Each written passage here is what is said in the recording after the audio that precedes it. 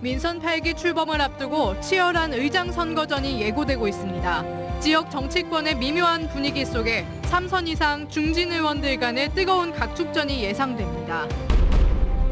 여수시가 유료 노상 주차장에 바닥 제어 무인 정산 시스템을 도입했습니다. 시행 초기 혼란 최소화가 관건인 가운데 효율적인 주차 관리에 도움이 될 전망입니다.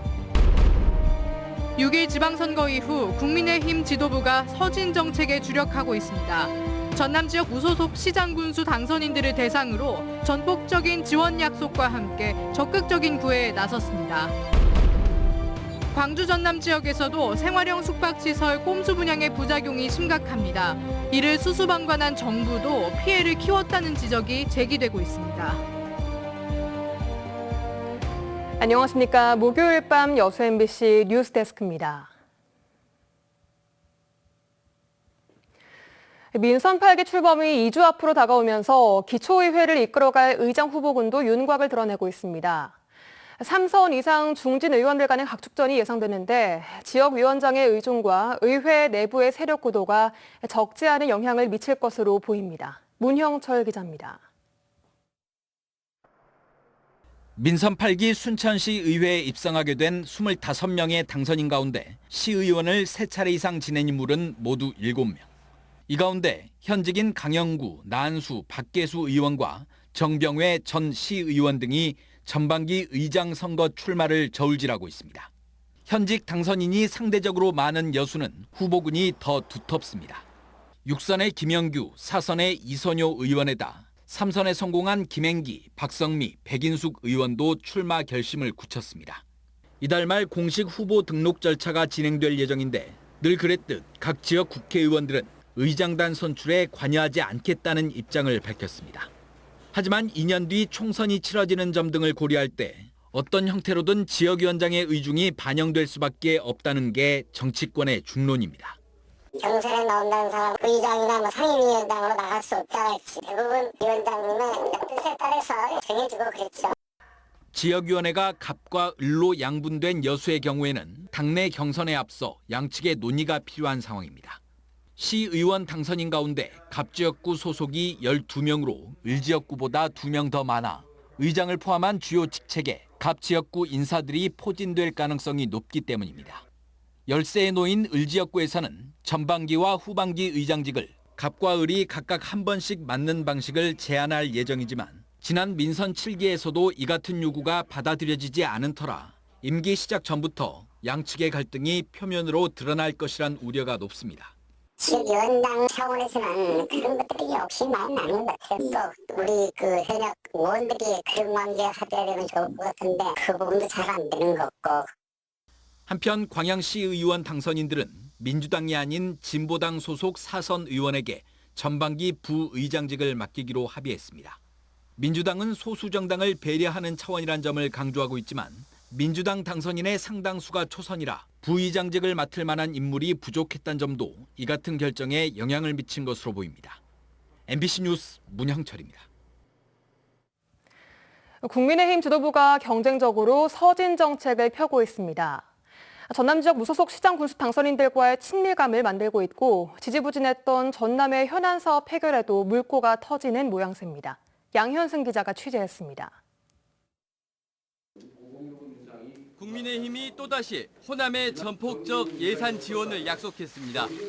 이른바 예산 폭탄의 표적지는 우선 무소속 단체장을 배출한 지역이 될 공산이 큽니다. 앞서 박홍률 목포시장 당선인을 만났던 국민의힘 조수진 최고위원은 노광규 순천시장 당선인 등 나머지 6명의 무소속 단체장과의 면담 일정도 조율이 끝났다고 밝혔습니다. 박홍률 목포시장 당선인은 목포의 현안을 해결하기 위해 당적은 전혀 중요하지 않다. 더불어민주당에 복당하지 않겠다. 윤석열 정부와 긴밀히 협력하겠다고 밝혔습니다. 또 박홍률 당선인이 무소속 단체장과 윤석열 대통령의 간담회 주선을 요구했다며 사실상 무소속 단체장들을 국민의힘의 동반자로 여기는 모습입니다. 이들 무소속 단체장들과는 일종의 당정 협의를 지속적으로 추진하면서 이들 지역에 전폭적인 예산 지원을 하고자 합니다. 국민의힘 이준석 대표도 서진 정책에 공을 들이고 있습니다.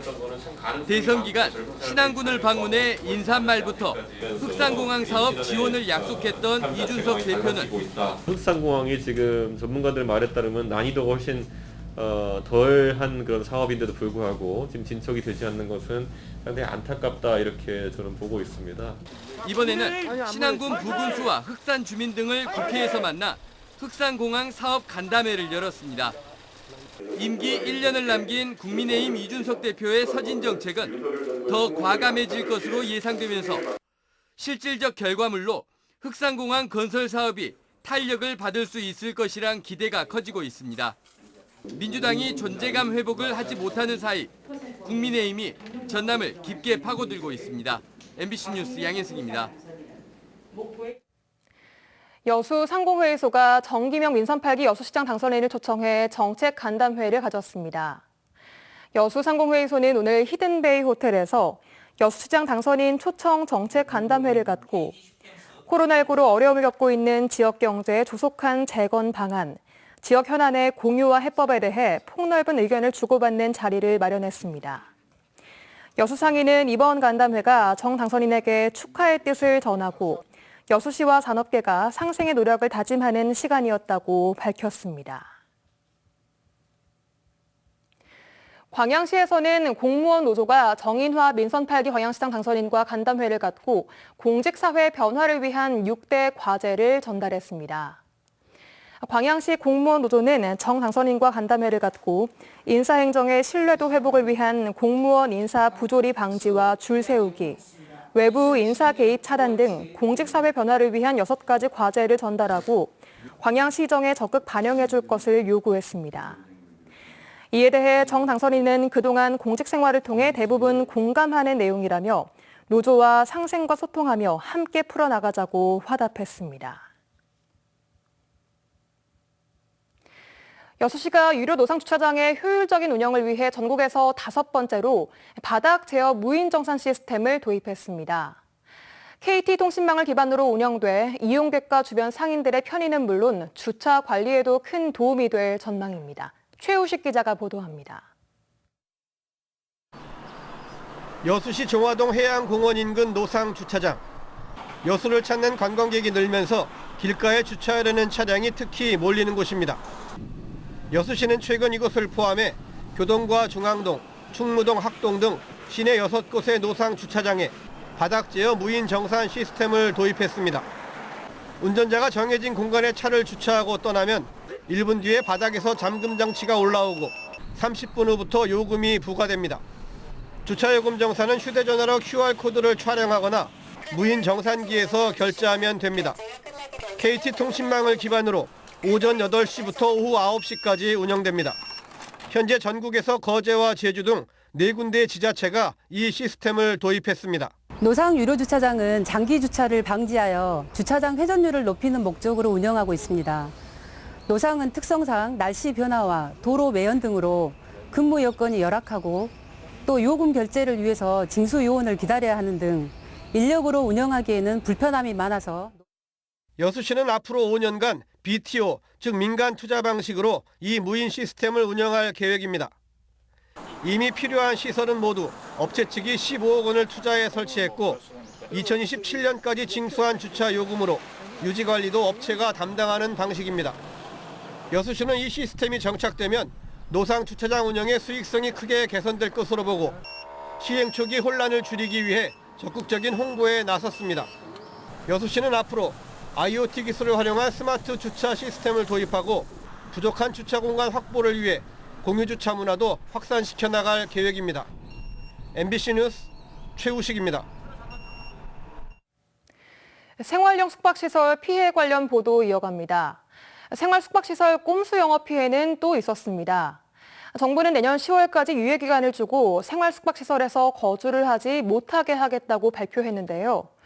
기존 주민들은 지자체가 직접 전입신고까지 받을 때는 언제고 이제 와서 모든 책임을 주민들에게 전가하고 있다며 불만을 호소하고 있습니다. 임지은 기자가 취재했습니다. 도심 속 15층 높이 건물 공사가 한창인 광주 또 다른 생활 숙박시설. 이 생활 숙박시설 분양 대행사 역시 실제 거주가 가능하다며 꼼수 영업하는 건 물론이고 정부 규제를 피해 높은 수익을 보장받을 수 있다고 홍보합니다. 생활 숙박은 수익률이 35에서 42%예요. 미래 닥치지 않는 일까지 걱정할 필요는 없죠. 그 다른 사람 말은 이거를 한 사람이 간 게 많이 없다니까.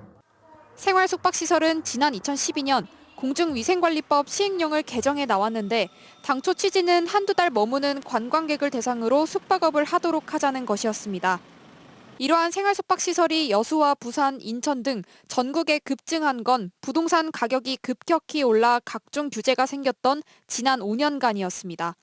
주택수에 포함되지 않고 전매 제한도 적용받지 않기 때문이었는데 특혜 논란이 일며 국정감사에서 문제로 지적됐습니다. 각종 부동산 규제 피해갈 수 있습니다. 홍보 잘하고 있습니다. 앞으로 건축법과 건축물 분양법을 개정해서 거주 용도로 사용할 수 없도록 명확하게 하겠습니다. 정부는 내년 10월까지 유예 기간을 주고 오피스텔로 용도를 변경하지 않거나 퇴거하지 않으면 이행 강제금을 물리겠다고 발표했습니다. 하지만 기존 생활숙박시설 주민들은 정부와 지자체가 지난 10년간 손을 놓은 채 거주시설로 인정을 해오다가 이제와 불법 점유로 낙인을 찍고 있다고 말합니다. 분양 당시엔 대행사로부터 주거가 가능하다는 설명을 듣고 계약했고 입주 이후에는 지자체 인구를 늘린다며 직접 생활숙박시설에 출장소까지 차려 주민들의 전입신고를 받았다는 겁니다. 나몰라라 방치만 하다가 이제 와가지고 모든 책임을 입주민에게 책임을 넘기겠다는 그 의도 아니겠습니까? 건설사의 꼼수 영업을 정부와 지자체가 방관하며 우후죽순 들어선 생활숙박시설.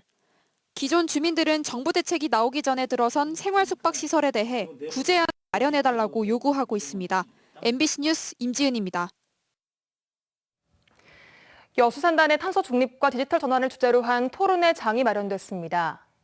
한국산업단지공단은 오늘과 내일 이틀 동안 전라남도와 여수시 스마트 그린 산단 조성사업단, 입주기업들이 참여한 가운데 여수산단 탄소 중립과 디지털 전환 컨퍼런스를 열고 온실가스 다배출 기업이 밀집해 있는 광양만권에서 미래 지역 산업과 경제 발전을 위한 관계기관 간의 협력 방안을 논의한다고 밝혔습니다.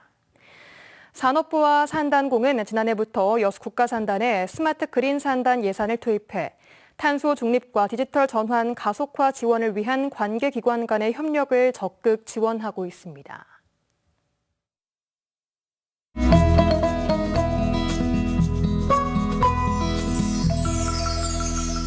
여수 MBC AI 내일의 날씨입니다. 오늘 전남 동부 지역은 대체로 구름이 많은 날씨를 보였는데요. 내일 오전에는 잠시 맑은 하늘을 보이다가 다시 구름 많겠습니다.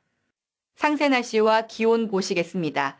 여수가 20에서 25도, 순천이 19에서 28도, 광양은 19에서 29도, 고흥은 17에서 27도의 기온 분포를 보이겠습니다. 광주도 19에서 30도, 목포는 20에서 27도를 보이겠습니다. 내일 해상도 구름이 많겠는데요. 파도는 남해서부 앞바다에서 0.5m, 먼바다에서 0.5에서 1.5m로 일겠습니다. 서해남부 먼해상에는 한데 비가 내리는 곳도 있겠습니다. 다음 주부터 아침 기온은 점차 오르겠습니다. 다음 주 아직까지는 특별한 비 소식은 없고 흐린 날씨가 이어지겠습니다. 지금까지 AI 날씨였습니다. 올해 여수를 찾은 관광객이 전년 대비 20% 이상 크게 증가한 것으로 나타났습니다. 여수시에 따르면 지난달 말 기준 여수시 주요 관광지를 찾은 방문객 수는 407만 명으로 지난해 같은 기간 339만 명에 비해 68만여 명, 20% 이상 증가했으며 한국관광데이터랩 빅데이터 통계에서도 여수시 방문객 소비 지출액이 지난해 대비 15% 이상 상승했습니다.